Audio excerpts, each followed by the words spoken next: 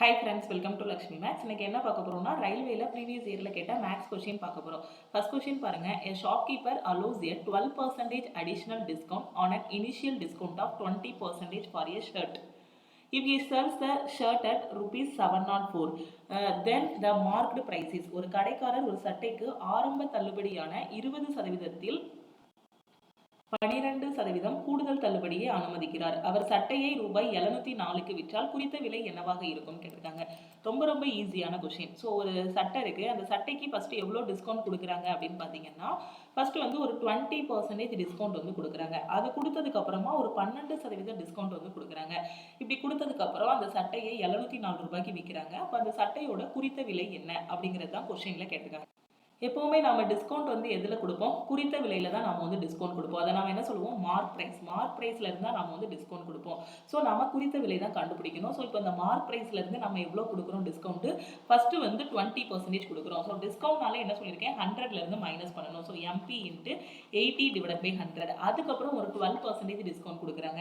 So அப்போ 100ல இருந்து 12 minus பண்ணீங்கன்னா 88 டிவைட் பை 100. இந்த மார்க் ப்ரைஸ்ல இருந்து ஃபர்ஸ்ட் டிஸ்கவுண்ட், செகண்ட் டிஸ்கவுண்ட் கொடுத்ததுக்கு அப்புறமா ஃபைனலாக எவ்வளோ ரூபாய்க்கு விற்கிறாங்க? 704 ரூபாய்க்கு விற்கிறாங்க. ஓகே, இப்போ உங்களுக்கு மார்க் ப்ரைஸ் தான் வேணும். மீதி இருக்க எல்லாத்தையும் அந்த பக்கம் கொண்டு போயிடலாமா? ஸோ கொண்டு போனால் என்ன வரும்? Mark price equal to 704 into 10 into 100 divide by 8 into 88 இருக்கும். ஓகே, ஸோ அதை கட் பண்ணலாமா? டைரெக்டாகவே கட் ஆகும்னு நினைக்கிறேன். 88 இருக்கு, இங்கே 4ல் முடிஞ்சிருக்கு. யூனிட் டிஜிட் வச்சு பார்த்தோம் அப்படின்னா 8 டைம்ஸ் போகுமா? 8 64, 64 6 70. ஸோ 8 டைம்ஸ் போகும். உட்காந்து 4 வைப்பாடு 2 வைப்பாடுன்னு கட் பண்ணாதீங்க. ஜஸ்ட் பெரிய நம்பராக எடுத்து கேன்சல் பண்ணுங்க. ஸோ ஒரு 8 டைம்ஸ் போகும். இங்கே 8 இருக்கு, இங்கே 8 இருக்கு, கேன்சல் ஆகிரும். அப்போ மார்க் ப்ரைஸ் என்ன வரும்? 10 இன்ட்டு 100 1000 ருபீஸ் வரும். அப்போ மார்க் ப்ரைஸ் எவ்வளவு? 1000. அந்த ஒரு சட்டையோட குறித்த விலை எவ்வளவு? 1000. 1000ங்கிறது ஆப்ஷன் சி. ஓகே, அடுத்த கொஸ்டின் பார்க்கலாமா? இந்த கொஸ்டின்ல பாருங்க, the price of milk rises from rupees 14 per liter to rupees 15.40 per liter. The percentage rise in the original prices. பால் விலை லிட்டருக்கு ரூபாய் 14 இருந்து ரூபாய் 15.4 உயர்கிறது. அசல் விலையின் சதவீத உயர்வு என்ன? இனிஷியலா ஒரு பால் வந்து லிட்டருக்கு எவ்வளவு இருக்கு அப்படின்னு பாத்தீங்கன்னா 14 ரூபாய்க்கு இனிஷியலா விற்கிறாங்க. ஓகேவா? ஸோ இப்போ என்ன ஆகுது அப்படின்னு பாத்தீங்கன்னா, அந்த 14 ரூபாய்க்கு இருந்த பாலோட ரேட் வந்து எவ்வளவு ஆகுது அப்படின்னு பாத்தீங்கன்னா 15 ரூபாய் 40 பைசாவா மாறுது. அப்போ எவ்வளோ பர்சன்டேஜ் சேஞ்ச் ஆகிருக்கு? இப்போ எவ்வளோ ரூபாய் அதிகமாக விற்கிறாங்க? 14 ரூபாய்க்கு வித்துட்டு இருந்ததா 15 ரூபாய் 40 பைசாவுக்கு விற்கிறாங்கன்னா எக்ஸ்ட்ரா எவ்வளோ ரூபாய் விற்கிறாங்க? 1 ரூபாய் 40 பைசா. இதான் எக்ஸ்ட்ரா விற்கிறாங்க. எனக்கு எக்ஸ்ட்ரா எவ்வளோ விற்கிறாங்கன்னு தெரிய வேண்டாம், எவ்வளோ சதவீதம் உயர்ந்திருக்கு இது மட்டும் தெரிஞ்சா போதும். ஸோ இனிஷியலா எவ்வளவு? 14. ஸோ இந்த 14ல இருந்து எவ்வளோ இன்க்ரீஸ் ஆகிருக்கு? 1.40. ஸோ 1.40. ஸோ பர்சன்டேஜ்னு கேட்டதுனால இன்ட்டு 100 போட்டுக்கோங்க. எதுல இருந்து இன்க்ரீஸ் ஆச்சோ அதை கீழே போட்டுக்கோங்க. எவ்வளவு இன்க்ரீஸ் ஆயிருக்கோ அதை மேலே போட்டுக்கோங்க. பர்சன்டேஜ்ங்கிறதுனால 100 போட்டுடலாம். ஓகே, ஸோ இப்போ இதை மல்டிப்ளை பண்ணீங்கன்னா என்ன வரும்? இங்க வந்து ஒரு டிஜிட் தள்ளி புள்ளி இருக்கு, அப்படிதானே? 1.4. இங்க என்ன இருக்கு? 100 இருக்கு. ஸோ மல்டிப்ளை பண்ணீங்கன்னா 1.4ஐயும் 100ஐயும் மல்டிப்ளை பண்ணீங்கன்னா என்ன வரும்? 140. ஸோ கீழே ஒரு 14 இருக்கும், டிவைட் பை 14. ஸோ கட் பண்ணீங்கன்னா 10%. ஸோ 10%ங்கிறது ஆப்ஷன் பி. ஓகே, ஸோ அந்த ஜீரோவையும் சேர்த்துக்கிட்டு 2 டிஜிட் தள்ளி புள்ளி இருக்கு. அப்போ நம்ம வந்து இது பண்ணோம் அப்படின்னா நமக்கு என்ன வரும்? 140 வரும். ஸோ நிறைய பேர் என்ன பண்ணுவாங்க அப்படின்னு பார்த்தீங்கன்னா, ஸோ அந்த ஜீரோவையும் எக்ஸ்ட்ரா எடுத்துக்கிடுவாங்க. ஓகேவா?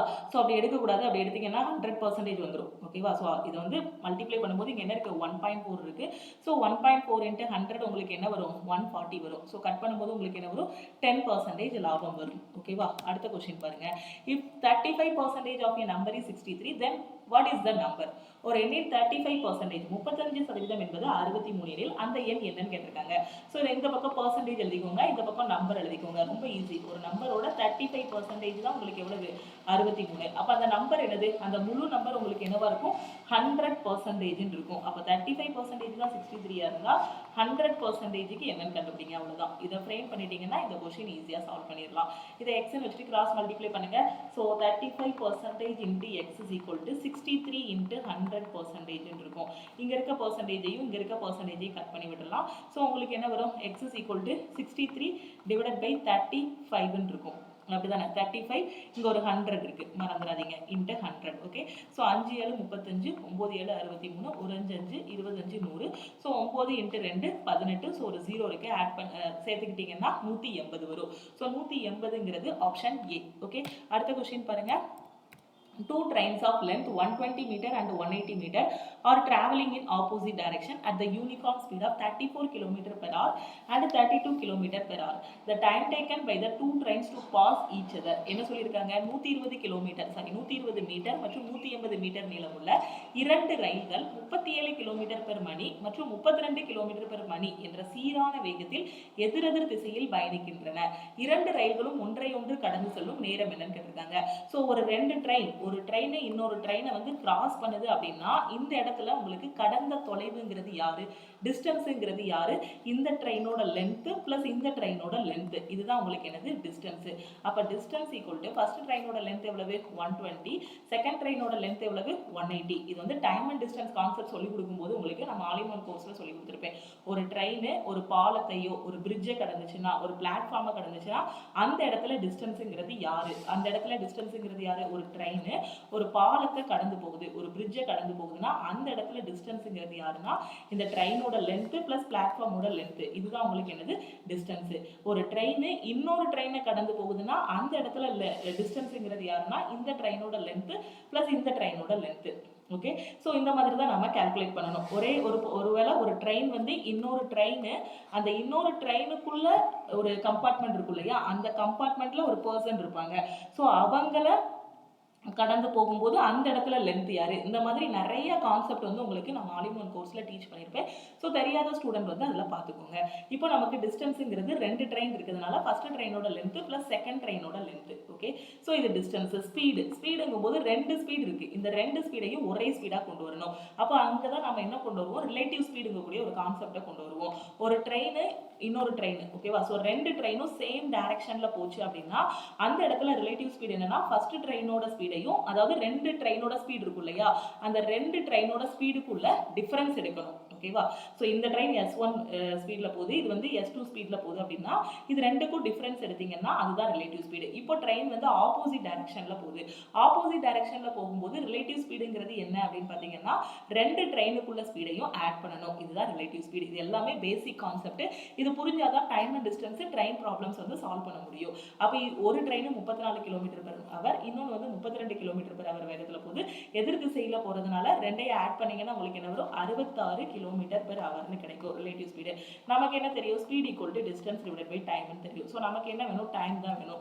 So time equal to distance by ஸ்பீடுன்னு போடலாம். இது ரெண்டையும் ஆட் பண்ணீங்கன்னா என்ன வரும், 18 12 30. ஸோ ஒரு 0 சேர்த்து விட்டுருங்க, 300. ஓகே, அப்போ டிஸ்டன்ஸ் எவ்வளவு, 300 மீட்டர்.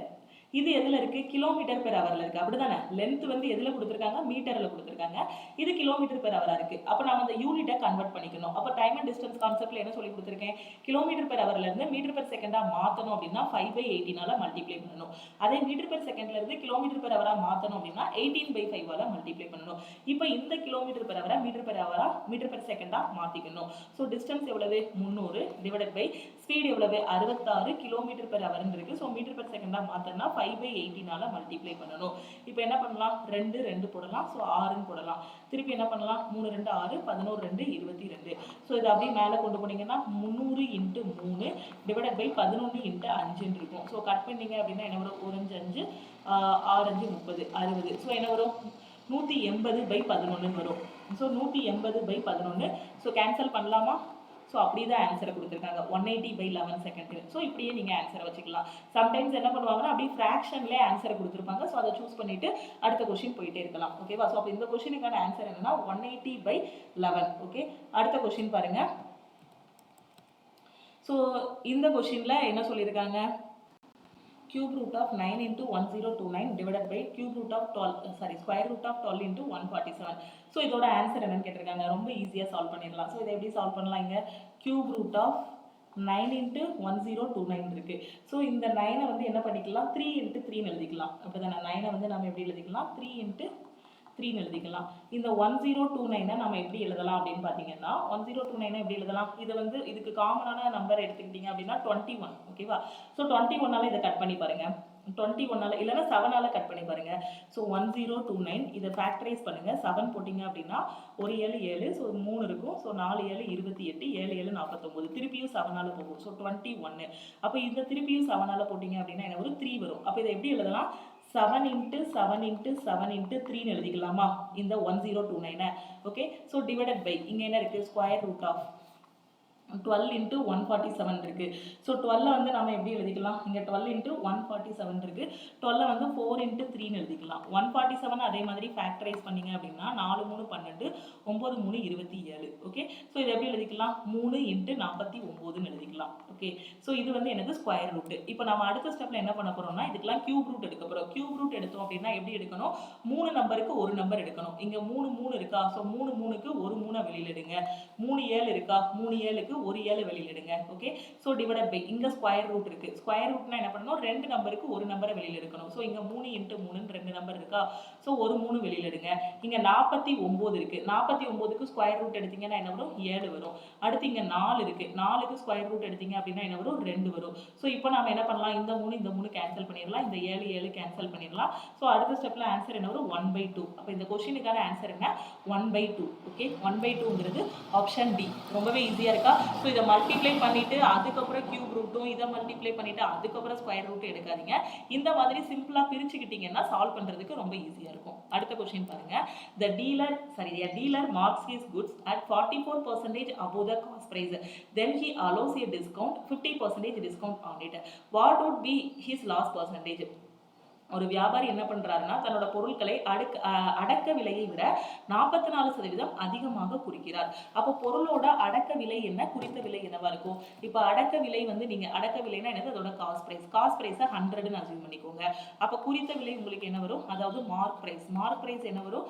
அடக்க விலையில இருந்து 44% அதிகமா. அப்போ 100 + 44 என்ன வரும்? 144ன்னு வரும். இப்போ என்ன பண்றாங்கன்னா மார்க் பிரைஸ்ல 50% தள்ளுபடி கொடுக்குறாரு. அப்போ இதுல 50% தள்ளுபடி கொடுத்தாருன்னா ஒரு பொருளோட குறித்த விலை எவ்வளவுனா 144 ரூபாய். இப்போ கடைக்கு போறீங்க, கடையில போய் உங்களுக்கு இதுக்கு 50% ஆஃபர் இருக்கு, 50% தள்ளுபடி இருக்குன்னு சொல்றாங்க. அப்போ நீங்க எவ்வளவு கொடுப்பீங்க? அதாவது அந்த கடைக்காரர் எவ்வளவு ரூபாய்க்கு விற்பாரு? அதோட குறித்த விலை 144, 50% தள்ளுபடி போக செல்லிங் பிரைஸ் எவ்வளவு வரும்? 72 வருமா? ரொம்ப ஈஸியா போட்டுடலாம். 50% ஃபிராக்ஷன்ல போட்டோம் அப்படின்னா 1/2. பர்சன்டேஜ் கிளாஸ்ல சொல்லி கொடுத்துருக்கேன். அதோட குறித்த விலை 144. ஸோ 144 × 1/2 எடுங்க. என்ன வரும்? 72 வரும். ஏன்னா எப்பவுமே பாத்தீங்கன்னா நம்ம என்ன பண்ணுவோம்? டோட்டல் அமௌண்ட்டை 100ன்னு எடுத்துக்கிடுவோம். ஸோ இப்போ 50-50 அப்படிங்கும்போது சேமா தான் வரும். எனது தள்ளுபடியும் சேம் தான், விற்ற விலையும் சேமா தான் வரும். அப்படிதானே? இதுல தள்ளுபடி 72 ரூபாய் தான் வரும், விற்ற விலையும் 72 தான் வரும். ஓகே, ஸோ 50% போது பாதி பாதி. ஓகே, இப்போ நமக்கு என்ன கேட்டிருக்காங்க? நஷ்ட சதவீதம் என்னன்னு கேட்டிருக்காங்க. அப்போ பொருளோட காஸ்ட் பிரைஸ் எவ்வளவு? 100. செல்லிங் பிரைஸ் எவ்வளவு? 72. அப்போ நஷ்ட சதவீதம் எவ்வளவு வரும்?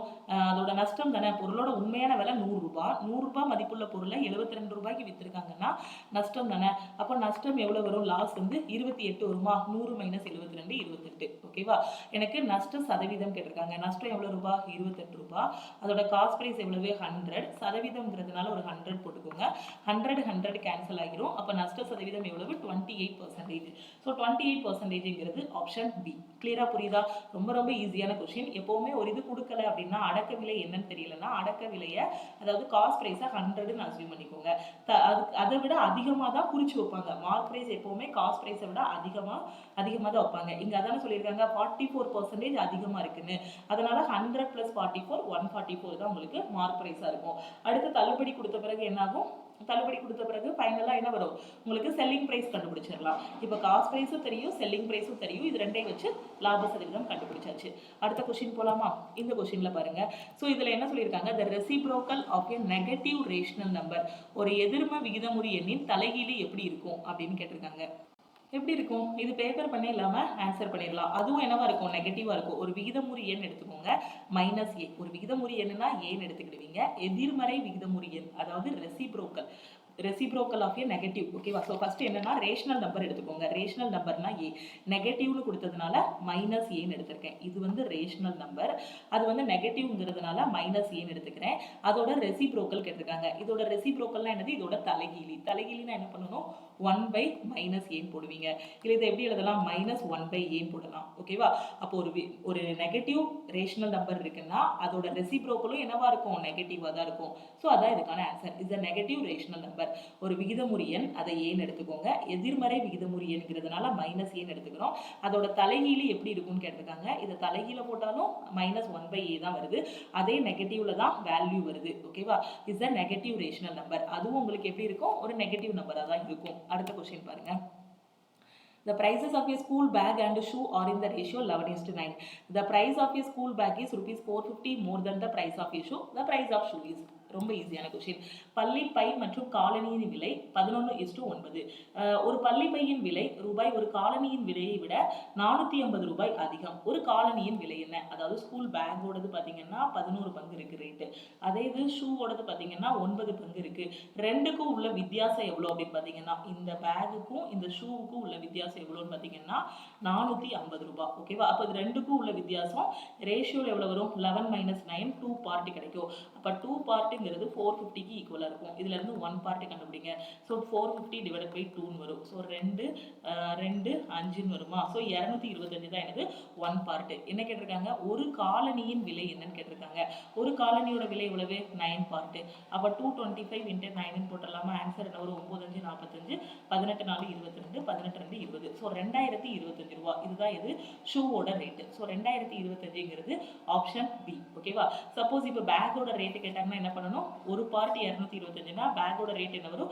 11 பார்ட். 225 × 11. ஸோ 225 225 5 7 4. ஸோ 2475. இதுதான் இது பேக்கோட ரேட்டு. ஓகே, ரேஷியோல அப்படியே சம்ம முடிச்சு விட்டுறலாம். அடுத்த கொஸ்டின் பாருங்க. The LCM of two numbers is 96. They are in the ratio 3:4. What is the difference between the numbers? இரண்டு எண்களின் மீட்சிமா 96. அவை 3:4 என்ற விகிதத்தில் உள்ளன. எண்களுக்கு இடையே உள்ள வித்தியாசம் என்னன்னு கேட்டிருக்காங்க. ஸோ ரெண்டு நம்பரோட ரேஷியோ தான் என்னது? 3:4. அந்த நம்பர் என்னவா இருக்கும்? இந்த நம்பர் எப்படி இருக்கும்? 3x 4x நம்ம வந்து எடுத்துக்கலாம். ஓகே, ஸோ இதுக்கு எல்சிஎம், இதோட எல்சிஎம் என்ன சொல்லியிருக்காங்க? 96ன்னு சொல்லியிருக்காங்க. அப்போ இந்த 3xக்கும் 4xக்கும் எல்சிஎம் எடுத்தீங்கன்னா உங்களுக்கு எல்சிஎம் என்ன வரும்? 12xன்னு கிடைக்குமா? புரியுதா? அதாவது 3xன்னு இருக்கு, இங்க 4xன்னு இருக்கு, ரெண்டுலேயே x காமனா இருக்கு, வெளியில எடுத்துருவோம். ஸோ 3, 4 இப்படிதானே டானா வகுத்தல் போட்டு எல்சிஎம் கண்டுபிடிப்போம். அப்போ 4 3 12, 12x இதுதான் உங்களுக்கு என்னவா இருக்கும்? எல்சிஎம் இருக்கும். ஓகே, இது இவ்வளவு தூரம் டானா வகுத்தல் போட்டே கண்டுபிடிக்க வேண்டாம். நீங்க என்ன பண்ணிருங்க அப்படின்னு பாத்தீங்கன்னா, ஒரு ரெண்டு நம்பரோட ரேஷியோ கொடுத்துருக்காங்க அப்படின்னா அதோட எல்சிஎம் என்னன்னா அந்த ரேஷியோவை மல்டிப்ளை பண்ணிட்டீங்கன்னா அதுதான் அதோட எல்சிஎம் இருக்கும். ஓகேவா?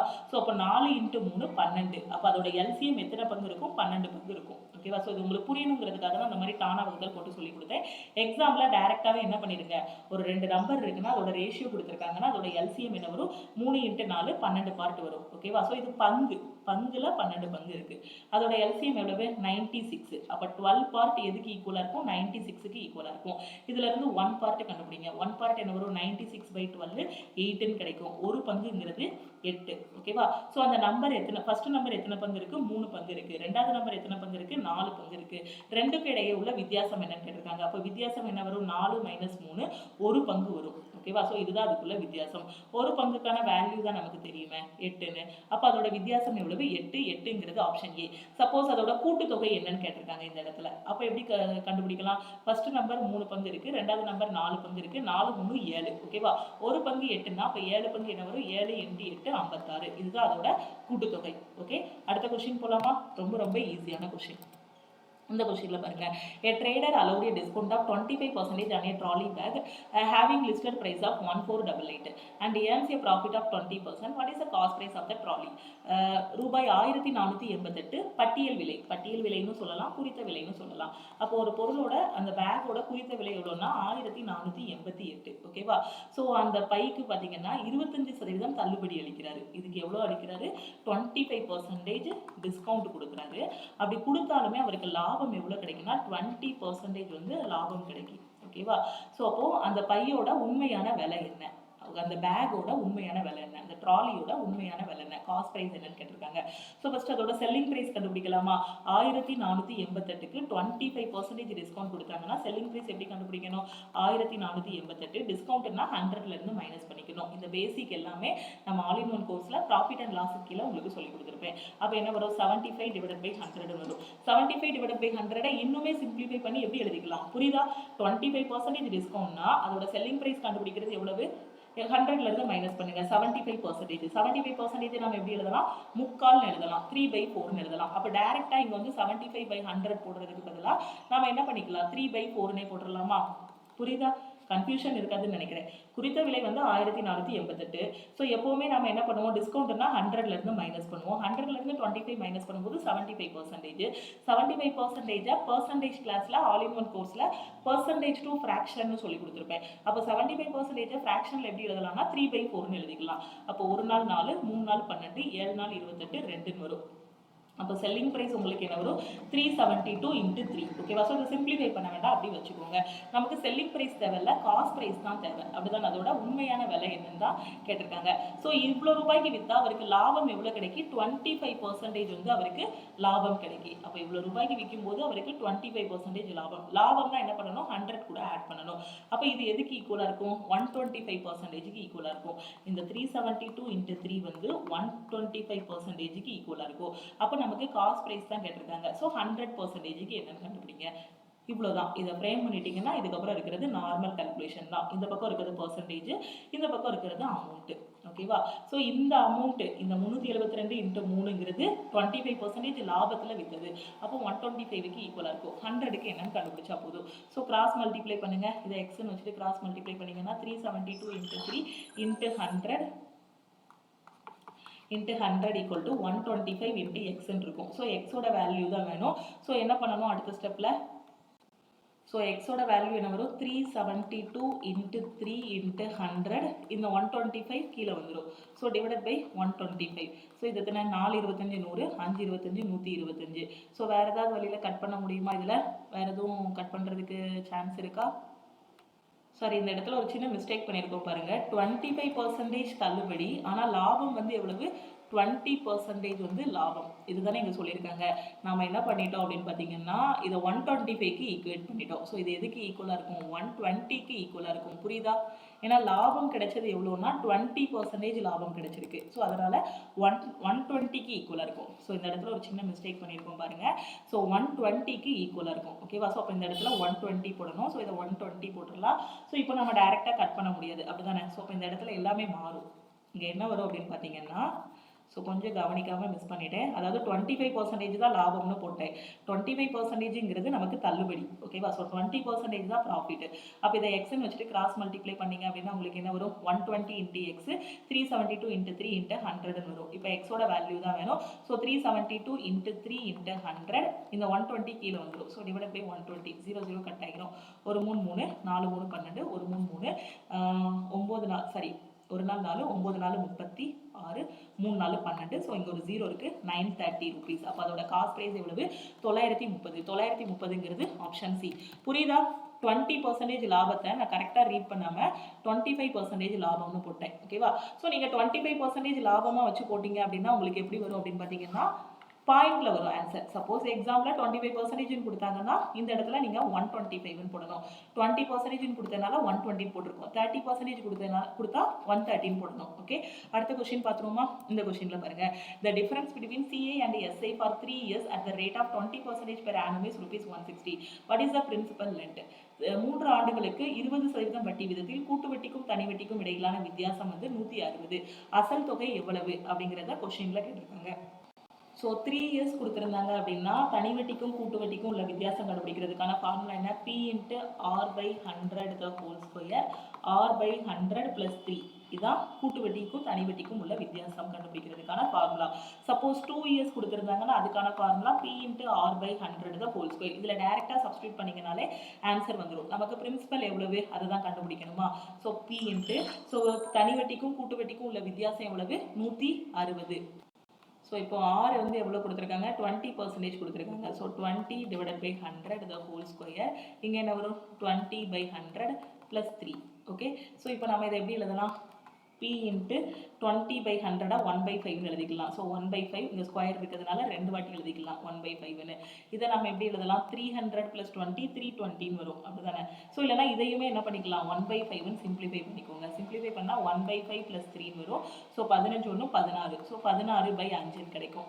இதை இன்னும் நம்ம கட் பண்ணோம்னா நமக்கு என்ன வரும், இங்கே ரெண்டுக்கும் உள்ள வித்தியாசம் என்ன சொல்லியிருக்காங்க, சிஐக்கும் எஸ்ஐக்கும் உள்ள வித்தியாசம் 160ன்னு சொல்லியிருக்காங்க. ஸோ அந்த 160 இங்கே போட்டுக்கோங்க.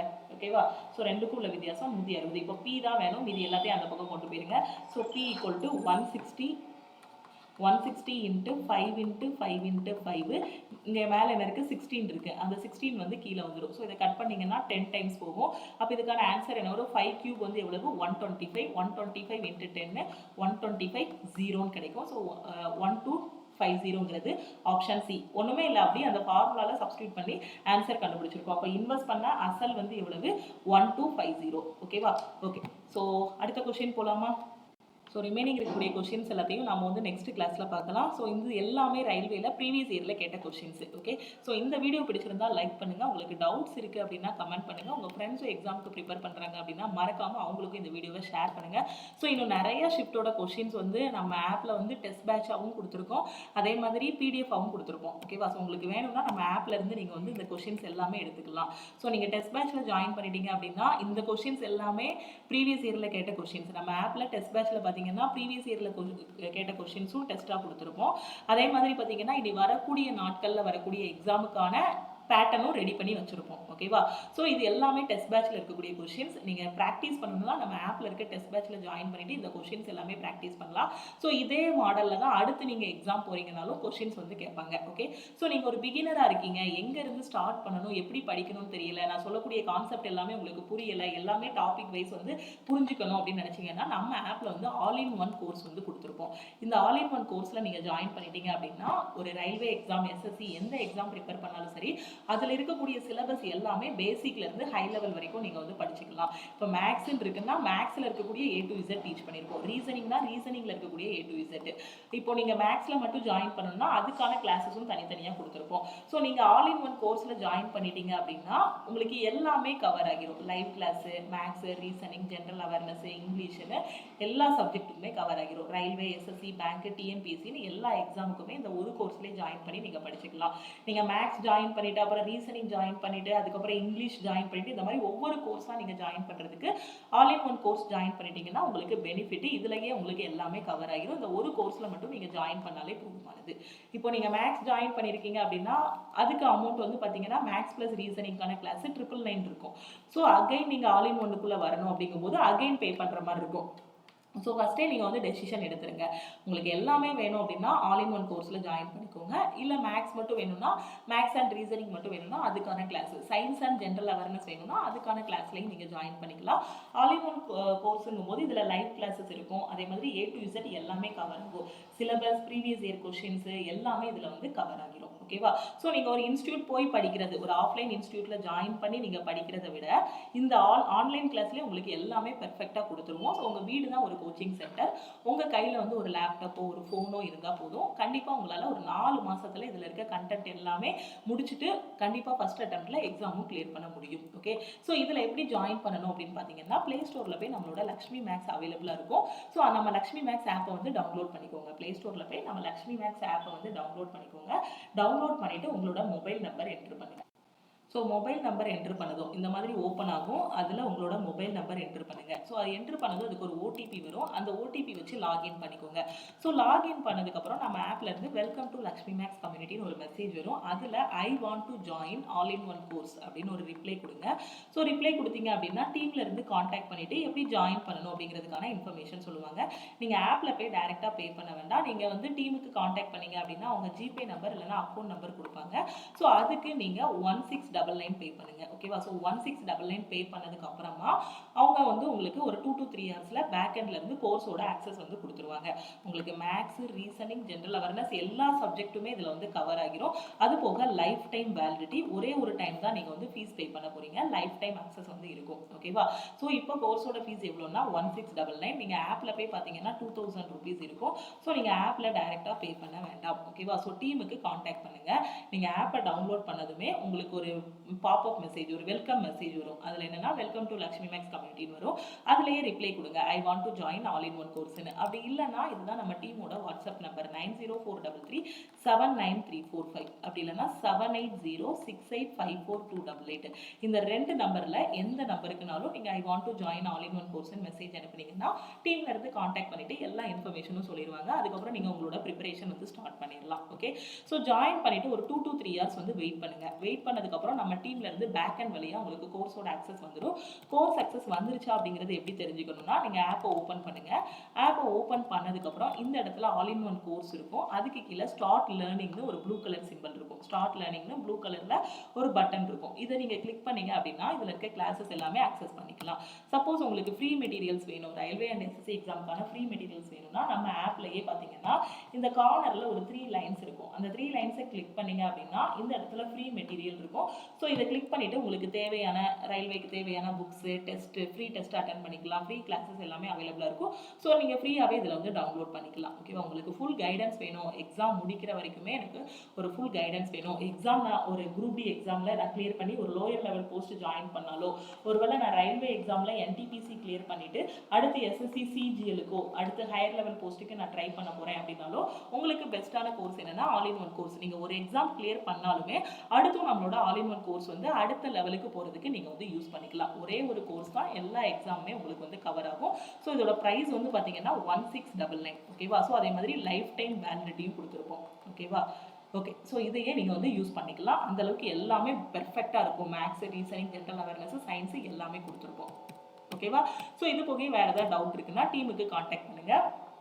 All in one course open பண்ணிட்டு கண்டென்ட்டுக்குள்ளே போனீங்க அப்படின்னா உங்களுக்கு தேவையான ஸ்டடி பிளான் எல்லாமே இருக்கும். நீங்கள் எந்த எக்ஸாம் ப்ரிப்பேர் பண்ணுறீங்களோ அதை அப்படியே ஃபாலோ பண்ணிக்கலாம். ரயில்வேனா ரயில்வே ஃபோல்டர் ரெஃபர் பண்ணிக்கலாம், எஸ்எஸ்சினா எஸ்எஸ்சி ஃபோல்டர் வந்து ரெஃபர் பண்ணிக்கலாம். ஓகேவா?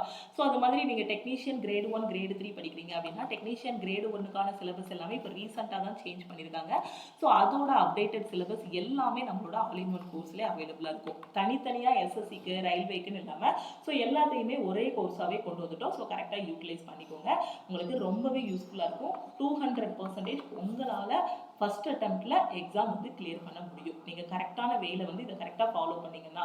ஸோ லைஃப் டைம் ஆக்சஸும் கொடுத்தாச்சு. ஸோ கரெக்டாக யூட்டிலைஸ் பண்ணிக்கோங்க. ஓகேவா? ஸோ நம்ம தமிழ்லேயே பார்த்தீங்கன்னா தமிழாக இருக்கட்டும் இல்லை வேற எந்த இதுலையுமே ஒரு கோர்ஸ் வந்து ஒரு 1699க்கு எந்த ஒரு இன்ஸ்டியூட்லையுமே எல்லா கோர்ஸுமே கிளியர் பண்ணுற மாதிரி எல்லா எக்ஸாமுமே கிளியர் பண்ணுற மாதிரி ஒரு கோர்ஸ் கொடுக்க மாட்டாங்க. அப்படியே கொடுத்தாலுமே லைஃப் டைம் வேலிடிட்டி அதில் இருக்காது. அதே மாதிரி லைவ் கிளாஸஸும் அந்த கோர்ஸில் இருக்குமான்னு தெரியல. ஸோ உங்களுக்கு live classes, life time validity, அதாவது எக்ஸாமோட எல்லாமே தனியாக நீங்கள் எந்த புக்குமே வாங்க வேண்டாம். ஸோ அந்த புக்ஸ் எல்லாமே பார்த்தீங்கன்னா ஒவ்வொரு டாபிக் முடிய உங்களுக்கு பிடிஎஃபாக கொடுத்துருப்போம். கொஞ்சம் கொஞ்சமாக நீங்கள் படிச்சுட்டு வர மாதிரி ஒரு டாபிக் முடியுதுன்னா அதில் என்னென்ன கண்டென்ட் இருக்கோ அது எல்லாமே பிடிஎஃபாகவும் ப்ரொவைட் பண்ணியிருப்போம். ஸோ இதில் இருக்க மெட்டீரியல்ஸ் ப்ளஸ் கிளாஸஸ் மட்டுமே ஆக்சஸ் பண்ணாலே கண்டிப்பாக ரயில்வே, எஸ்எஸ்சி, பேங்க், டிஎன்பிஎஸ்சி ஏதாவது ஒரு எக்ஸாம் உங்களால் கண்டிப்பாக கிளியர் பண்ண முடியும். அந்த அளவுக்கு பெர்ஃபெக்டாக கொடுத்துருப்போம். ஒரு 4 months கஷ்டப்பட்டு படிச்சிங்கன்னா போதும், ஈஸியாக எக்ஸாம் கிளியர் பண்ணிடலாம். ஓகேவா? ஸோ அதே மாதிரி யூடியூப்ல டெய்லி வரக்கூடிய கிளாஸஸையும் மிஸ் பண்ணாமல் பாருங்க. நீங்கள் இன்னும் நம்ம டெலிகிராம் குரூப், டெலிகிராம் சேனலில் ஜாயின் பண்ணலை அப்படின்னா டெலிகிராம் குரூப் அண்ட் சேனல்லையும் ஜாயின் பண்ணிக்கோங்க. காம்படிட்டிவ் எக்ஸாமோட ஒரு ஃபர்ஸ்ட் ஸ்ட்ராட்டஜியே இதுதான். ஓகேவா?